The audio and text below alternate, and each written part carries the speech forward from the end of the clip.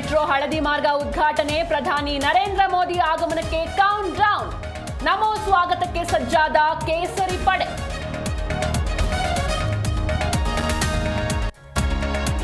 ಮೋದಿ ಕಾರ್ಯಕ್ರಮಕ್ಕೆ ಅಶೋಕ್ ಗಿಲ್ಲ ಆಹ್ವಾನ. ನಮೋ ಎಂಟ್ರಿ ಹೊತ್ತಲ್ಲೇ ಬಿಜೆಪಿಯಲ್ಲಿ ಬಣಬಡಿದಾಟ, ವೇದಿಕೆ ಮೇಲೆ ವಿಪಕ್ಷ ನಾಯಕನಿಗೆ ಸಿಗದ ಅವಕಾಶ.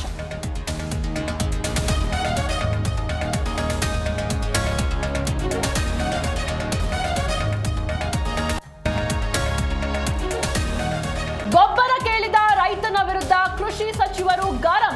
ಗ್ಯಾರಂಟಿ ಕೊಡ್ತಾ ಇದ್ದೀವಿ ಅಂತ ಆಕ್ರೋಶ. ಮಂಡ್ಯ ಜಿಲ್ಲೆಯ ನಾಗಮಂಗಲದಲ್ಲಿ ನಡೆದ ಘಟನೆ.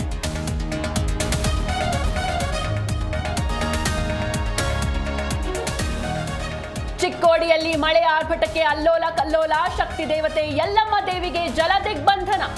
ಅಪಾಯ ಮಟ್ಟದಲ್ಲಿ ಹರಿಯುತ್ತಿರುವ ಹಳ್ಳಗಳು.